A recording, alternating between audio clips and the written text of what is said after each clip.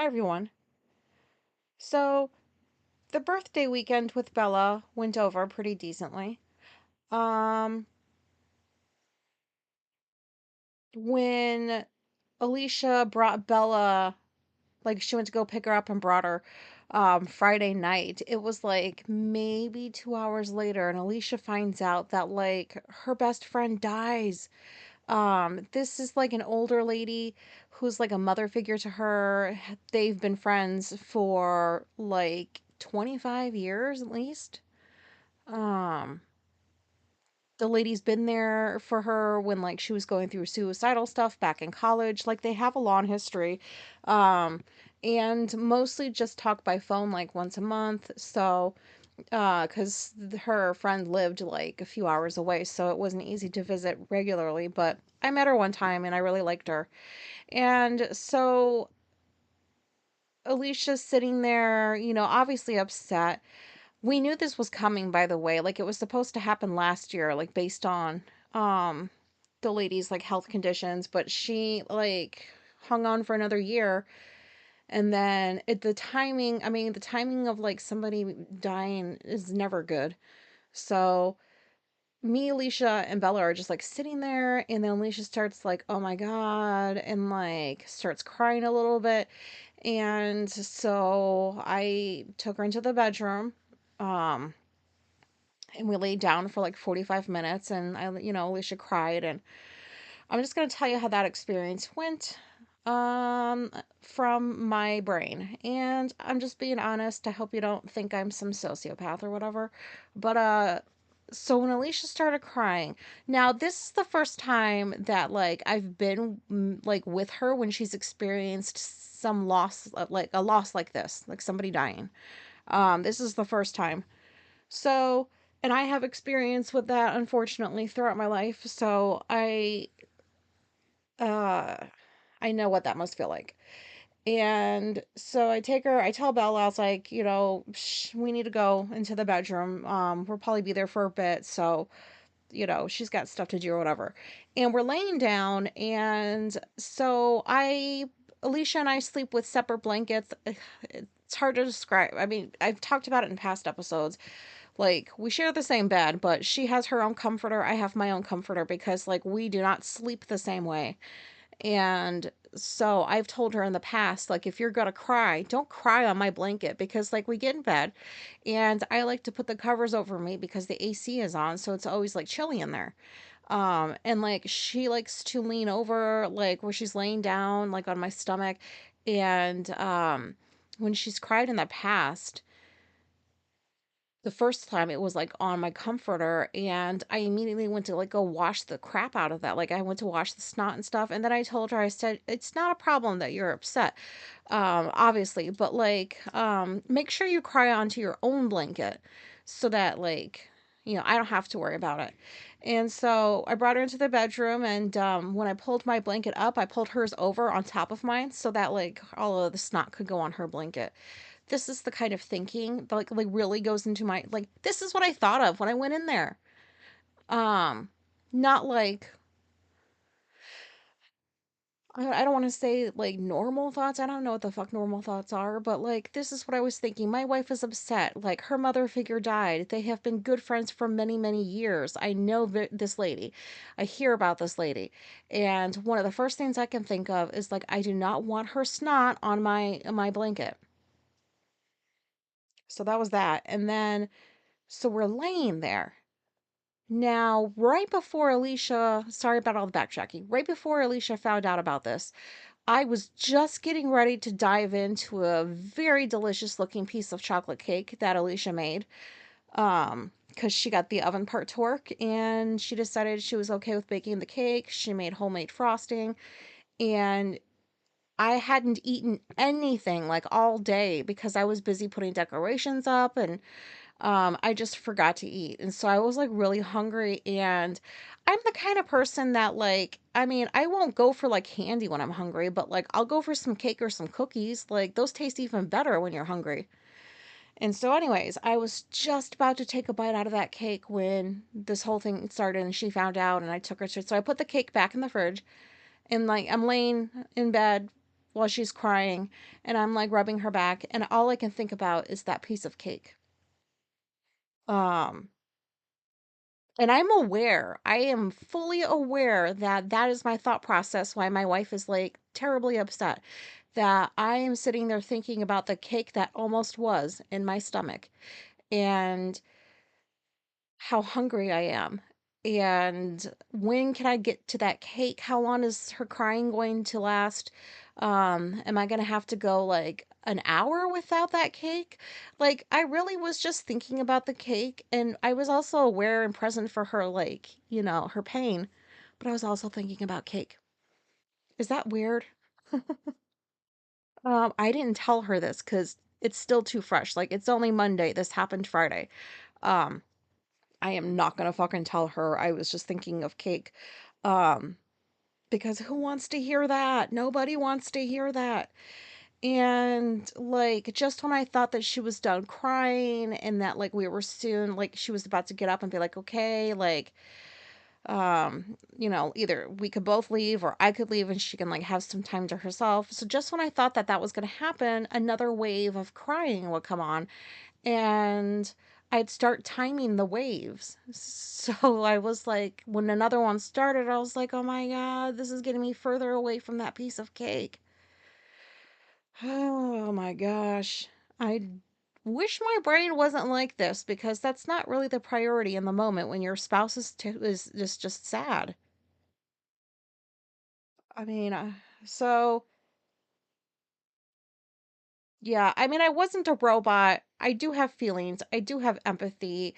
Of course, I don't like seeing my wife upset, but like my emotions are weird sometimes. Like when I'm in I don't, that's not a crisis mode, but like if something's going on and I have to jump into action and like take the lead or something, like I don't, my emotions go to the wayside. Like I'm just focused on that moment and like what I need to do. I can be sad and upset later. Does that make sense? And so, like, I'm laying there with her and, like, she's crying and it is sad, but I didn't feel like I wanted to cry or anything like that because I was just thinking about, like, all right, so Bella's here. This is not the best timing, but I'm going to have to take the lead this weekend instead of her always taking the lead. And I don't know. So, has anybody else ever had something similar happen? Where you were like, trying to comfort somebody, but, also had the kind of thinking that I did? Please tell me. Please, please tell me. Because I do kind of feel bad, but I also don't because I understand way better how my brain works. I just like, man, that piece of cake was like, anyways, I'll move on. So Saturday, Alicia did like, she was okay, like doing things to distract her and stuff. So she suggested we go to an animal park that I did not know was half an hour away. It was so close. And I was like, why didn't you never tell me about this? Like, if you knew about it, you should have said something. I like animals. And Bella likes animals just as much as I do. So we go to this animal park and like they take good care of the animals. Like we got to see like all kinds of like bears, panthers. But the best part was when you got to drive around yourself. So like either you drive around in your car, like the literal park where like there's a bunch of animals like just wandering around, or you can go on this like joyride they call Mr. Beast, where you're on that thing with like 20, 30 other fucking people and they're screaming children. "Eh, look, mommy, look, ah." Shut up, be quiet, be quiet. There's other people around. I don't want to have to deal with that. I don't care what the person has to say about the animals because I've got a phone and I have the internet if I want to look up any information myself. So we avoided that one and decided to just drive ourselves because that was a little bit more expensive, but which made no sense. But little does these days. And I gotta tell you, that was the like one of the best experiences I've ever had. Um, there was creepy birds. I think those were the emus. One of them was grunting, like, I was just unsure of, like, what are the animals gonna do? We were told to roll the windows up, like, when the zebras came around because they're not very nice. Um, but we saw, like, a Highland shepherd, like, all kinds of different like, cows, a donkey, birds, ostriches, elk, moose, like all kinds. Like I felt like I was in like Africa or something, like on a documentary, because you wouldn't even know that you're in New York, like looking around. It's like you're in Africa or something. That's how I felt. And so they give you like cups of feed, like these little, they look like little pellets, like, but all of there must be like all the animals like it or something because they all want to eat it. And so me and Bella got two huge, like, solo cups of those. And when we would drive around and stop at animals and we had the windows down, they would come up and we would feed them from the cups. That part I didn't really like because messy. Animals are dirty. Like, this one cow got all up in the window, like its face filled the window, and the cow was dirty and drooly. And like, I just don't like to get dirty. So that part, yeah, I waited for like the birds because they just like put their beak in the cup and they didn't get a mess or anything. So that part, I don't know. But I did like pet the animals. And when the Highland Shepherd came on my side of the window, I looked at this animal and I was like, oh my God, like you are so magnificent. And I'm sorry if that sounds cheesy, but I just looked in its eyes. I don't know if he or she, I don't like to call animals its, but I'll just say she. I looked in her eyes and she looked so calm, so present, and I don't know. It was just a magical experience for me. Like to be able to see all of these animals up close when you see them in the documentaries, but apparently TV doesn't do justice, like as far as how large they actually are in person. Um, and Bella she had a great time too. Alicia did too. Like as good as you can have, when you're dealing with grief. Um, so I will never forget that experience, and maybe Madeline will want to go when she comes up. But yeah, that was pretty cool. And so then, since I'm still talking about Bella,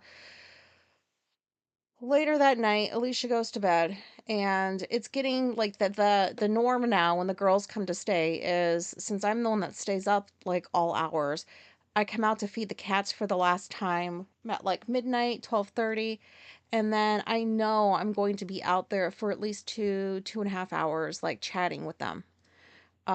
So I'm getting used to it, and so that's what happened Saturday night is or Friday night, one of the nights, we were talking and I got my first ever info dump ever in person. It came from a teenager, but I'm not mad about that because like I would listen to the Autistic Culture podcast back when they were actually good and that drama never happened. And if you listen to the podcast, you know what I'm talking about. If you listen to theirs, you know what I'm talking about. I don't want to like do drama with that. I just want to say back in the day, Autistic Culture was like a decent podcast. Now I don't really think that as much. Um, but I would listen to them info dumping every single episode. I would listen to other autistic podcasters talk about how wonderful it feels to be on the receiving end of an info dump in person. And like these are late identified people, and have always I always want to experience the things I haven't experienced, like especially when it comes to autism. And I'm like, why can't I like know anybody that could maybe like give me one of those? And then I thought, well, I don't really care to meet people, so I guess like, that's a predicament. So unexpectedly she just started talking about race horses. Like 16 years old, she knows the breeds, she knows the history, she watches races from the 70s, like she was showing me some of the videos. She knows like the betting odds, like how to bet, what to look for, how to read like a page with like all kinds of numbers and like betting odds and crap. just knew everything about the world of like horse racing because horses are her special interest anyways. And I sat there and got an hour's worth of information about a topic I never would have stopped and like researched on my own because that's not interesting to me. I would never have stopped on like something on TV to like, I would never watch a horse documentary or anything. That's not fun to me. But to get all of this free information, like I just know this now because somebody told it to me. And it was so cool to see her so excited about what she was sharing. Like it was just overall like really good time for me. And I told her later before I left to come back to my room, I was like, this is the first time. And I told her what an info dump was because she's never heard the term before. And I explained, like, this is something that I've been wanting to experience ever since I found out about my autism. And I finally experienced it and I thanked her for it. So it was really nice. I hope I get more of those. And also, she can recall all the generations of cats in her family. So like they live like on a farm and they have barn cats. And oh my god, like there had to have been 50 to 100 that she was able to name. She knew which cats came from what litter. Like this one mom had like 6 litters and she knew which ones came from litter 2, which ones came from litter 5, like just down to the details like that. All of the names she knew, all of the things that were wrong with them, like before they died, she remembered. She knew who was like related, who was not related, who visited, how long they've been there, everything. She had a whole notebook, not with her, but like she was like tracking this stuff, and I never even knew about it until she told me. And then the next night, she told me all of the star signs of the people in her family and the people that she knows.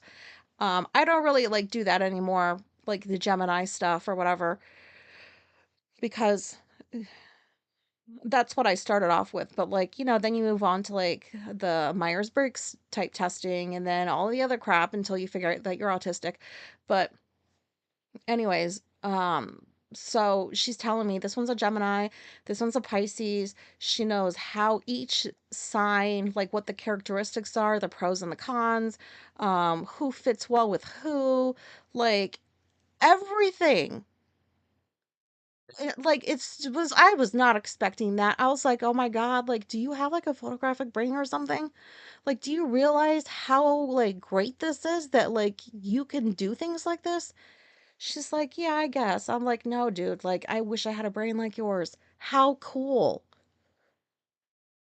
Like that was fascinating. So this was a really good weekend for probably not so much for Alicia. And I kind of feel bad for saying it was like a good weekend for me and Bella, but I hope you know what I mean when I say that. I just feel like, Madeline was my favorite, but I don't think so anymore.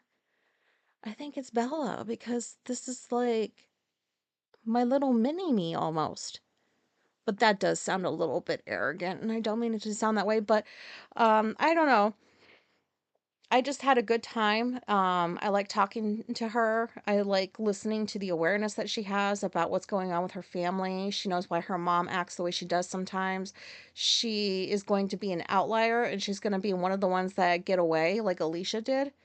Like, Alicia was just the rando that left the family, went on and did her own thing, went to school, did all that, while the rest of them are still stuck in their dysfunction.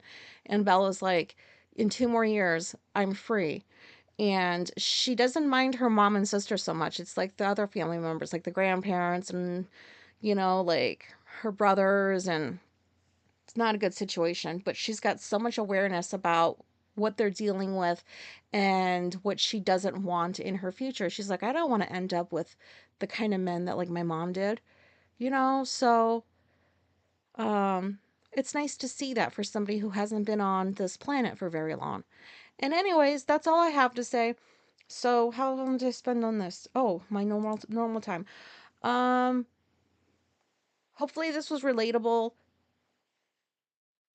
Anything that was relatable, but most importantly, if you have ever been in a situation where you're supposed to be comforting somebody that you love, who's sad, and you're thinking about fucking cake or something that doesn't matter, please tell me. Please tell me. Um, I'm getting greedy because I have gotten some comments and some messages from you guys, and oh, they just like make my day. I feel so seen, so validated. So I'm getting greedy, and I would like a little bit more, please, if possible. Um, okay. Thanks for listening. Goodbye.